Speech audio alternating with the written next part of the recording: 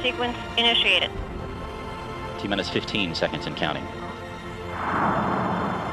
T-minus 10, 9, 8, 7, 6, 5, 4, 3, 2, 1. Turbopump at light speed. Liftoff. Liftoff of the Soyuz TMA-05M carrying Sonny Williams, Yuri Malenchenko, and Aki Hoshide on a 2-day journey to the International Space Station. All of their launcher parameters are nominal.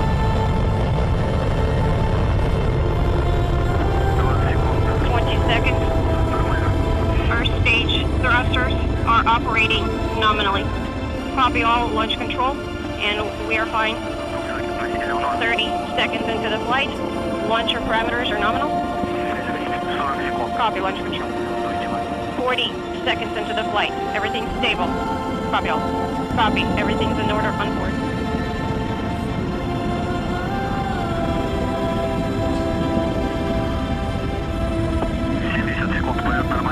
Seconds into the flight, everything's nominal. Copy. For stages 1 and 2 are operating nominally. Copy.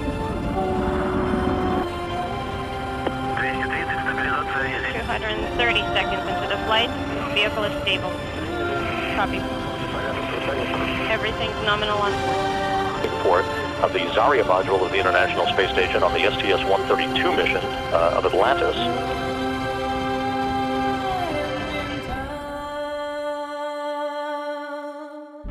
You can see the Core's automated rendezvous system, the crosshairs in this engineering view, just about perfectly aligned with the docking target on the Raspet module. Rate is normal, standing by for contact. Capture confirmed. Docking confirmed. Docking confirmed at 11:51 p.m. Central Time, 12:51 a.m. Eastern Time over northeast Kazakhstan.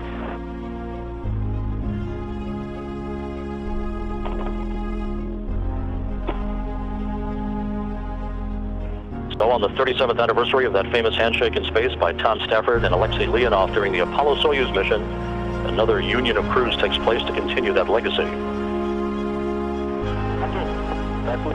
Okay, how do you read me? Okay, let me know when to switch to another cabin. And there is the hatch opening. Okay, yes, that was the... Aki Hoshide returning to the International Space Station, first to float in and be greeted by the residents of the complex. Sonny Williams next. Something is pausing. Okay. I did not copy you. Williams spent almost 200 days on board the International Space Station in 2006 and 2007, and there is the veteran Russian cosmonaut Yuri Malenchenko floating into the Raspet module, being greeted by Reva Nakaba and Padalka, all 6 crew members now together on board the International Space Station. The official opening of the hatches coming at 11:23 a.m. Moscow time, 2:23 a.m. Central Time, on Tuesday morning, July 17th, on the 37th anniversary of the docking of Apollo and Soyuz in that historic mission more than 3 decades ago. Hello, I'm Sonny Williams. I'm up here on the International Space Station. So this is Node 2. This is a really cool module. Of course, most of these modules you'll see they have 4 sides and they're put together. That way we could sort of work on a flat plane, either a wall, a floor, another wall, or the ceiling. But you know, again, all you have to do is turn yourself and your reference changes. The reason I'm bringing that up is because this is where 4 out of 6 of us sleep. And so people always ask about sleeping in space. Do you lie down? Are you in a bed? Not really, because it doesn't matter. You don't really have the sensation of lying down. You just sit in your sleeping bag. So here's one sleep station right here. I'm going in right now. You can follow me if you want. So I'm inside. It's sort of like a little phone booth, but it's pretty comfy. I've got a sleeping bag right here that we sleep in, so we don't have sort of like a little bit of a cover. We don't fly all over the place. But you know, you can sleep in any orientation. I have it feeling like I'm standing up right now, but like you saw, I'm on the floor, but it doesn't matter if I turn over and I sleep upside down. I don't have any sensation in my head that tells me that I'm upside down, so it really doesn't matter. The sleep station is also like a little office. We've got a computer in here. As you can see, we've got a couple little toys. I've got some books. I've got some clothes and other things that make it sort of like home. I'm coming out. And just for reference, that's one sleep station. This one's another right here. There's one on the ceiling, if you want to call it, right here. And then there's a fourth on the other wall over here. So all of us sleep in a little bit of a circle. All right, come on back. There's more to show you.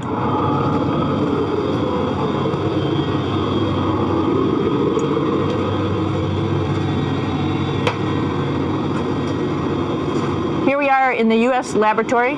Again, this is a laboratory with science experience on all of the walls here, all sorts of stuff that we do. And one of the things we also do is we exercise. We have some exercise equipment on board the space station. We need to do that because we lose bone density and muscle mass while we're up here, and that's a result of not having to fight against gravity. So how we keep ourselves in shape are with a bike, a treadmill, and a weightlifting machine. This is the bike. You notice the clipped pedals. So all you need to do is actually clip your feet in, and then you can start pedaling.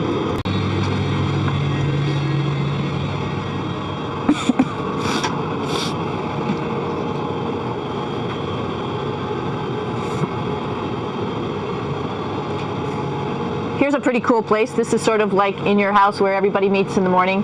After you wash your face, brush your teeth, you want to find something for breakfast. And this is our kitchen.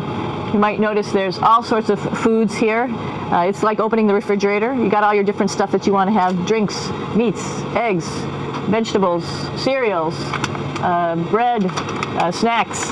And that's a good place. That's where you find all the candy. Side dishes, and then some little power bars just in case. So we have all this type of food. Some of it is dehydrated, and so we have to hydrate it, fill it up with water. Some of it is already made, and then all we have to do is heat it up. So something like this, I'm pulling out barbecued beef brisket. Pretty yummy. Not only is this food made in the U.S., but we also have food here from Japan. We've got Russian food. As you can see, all these red containers are filled with food that's from Russia. And then we get some of our specialty stuff, some things that we like, some of our favorite stuff that your family can send up. In fact, I like fluffernutters, and so I got sent up some fluff so I could make my fluffernutter with peanut butter. So you have a lot of food up here, no problems.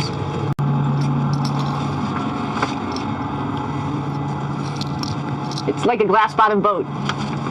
This is the cupola. It sticks down below the space station. It's one of those places you find yourself hanging out in all the time because all you want to do is look back at our planet. I think some questions I had were about what do you do in your free time? And you can't help but want to just come to the cupola and look outside as much as you can.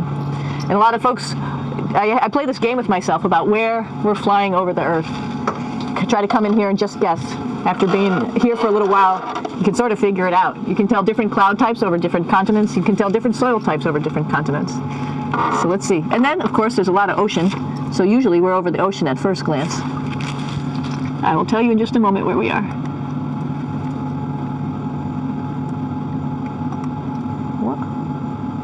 There we go. Oh, right now we are right over Africa. It's a little bit cloudy, as you can tell, but we're right over the continent of Africa. Hey, what's that? I think that's a Soyuz spacecraft. That's the spacecraft that's taken us home to planet Earth today. Oh my gosh, we might have to go take a look at that. That's pretty cool. It's a little bit smaller than the rest of the spacecraft, the space station, so you'll see if we go there, it'll be a little bit more cramped. But we're going, you can look all the way back to the back of the spacecraft, which is where the Russian segment is, and then you could look all the way forward to the front of the spacecraft, where the Japanese laboratory, the European laboratory, and the American laboratory. Hey, one thing I didn't show you, or I talked about but I didn't show you, was the exercise, another piece of exercise device. This is what we call the ARED, and with this, you can lift weights based on vacuum in these cylinders, just like you do at home at a gym. For example, if I wanted to do a squat, I could do it like this. Oops. I should need some weight on this thing. I'm not lifting with anything, so it's too easy. One of the cool things you could do things that you can't do at home. For example, single leg squats with just one leg, because the other leg, you won't fall over. So all sorts of stuff. You can also do bench press. We have a bench that we could add on here, so you can work on your beach muscles. I know that there's some questions about how to use the bathroom and how do you actually live in space like normal, like at home. I mentioned real quickly about getting up in the morning and brushing your teeth and washing your face. Well, how do you do that? Well, here is the bathroom, essentially. You get up in the morning, and we have a little kit, and it has all the essential things that you need, like your toothbrush and toothpaste and brush. See how much better the brush makes my hair look? I'm just joking. It still stands up straight. It doesn't matter where you are. It's always going to stand up straight while you're up in space. A lot of people ask about toothbrush and toothpaste. So, luckily enough, toothpaste, you can do it upside right this way, is sticky, and so it sticks to your toothbrush. No problem. Another cool thing is that water sticks to your toothbrush too. If you can see it, I'll have some water come out. The water is pretty neat up in space. It'll stick to your toothbrush, and it will make a big bubble, and that's just by surface tension. And then you can drink it. So a lot of people ask about what do you do with the toothpaste after you brush your teeth.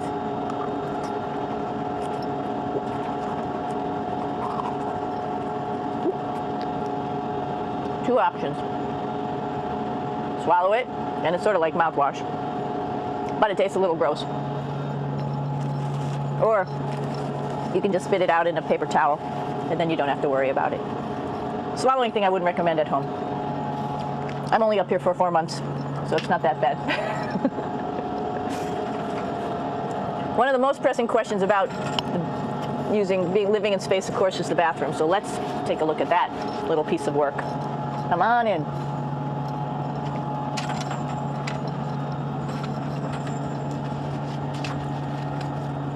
Here we are at the throne. This is awesome. You might see the little, you might have noticed the little moon on the outside. This is our orbital outhouse right here.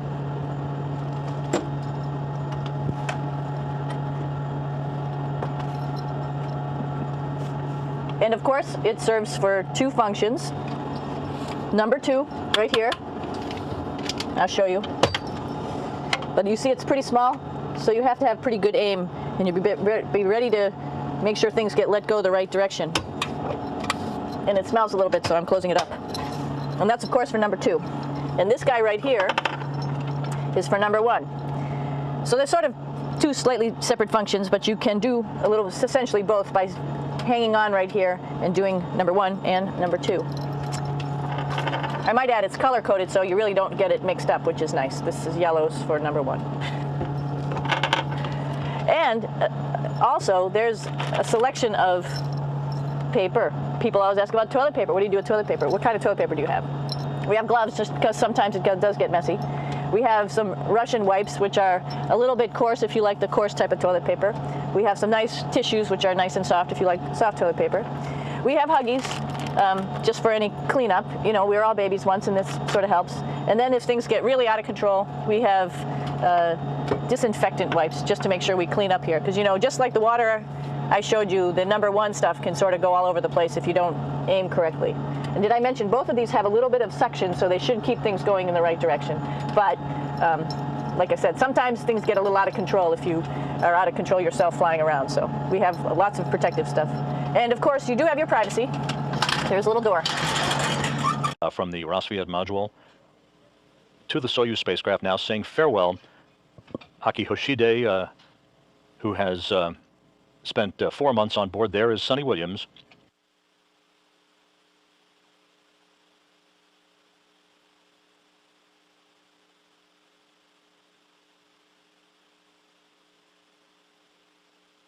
Yuri Malenchenko will come into the field of view momentarily.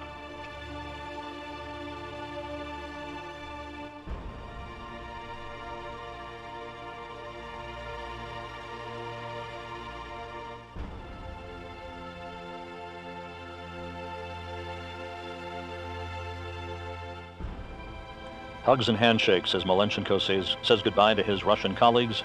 A final wave from the crew as they are now all inside the Soyuz spacecraft, ready to close hatches and begin all of the preparations for undocking that is scheduled 3 hours, 10 minutes from now at 4:26 p.m. Central Time.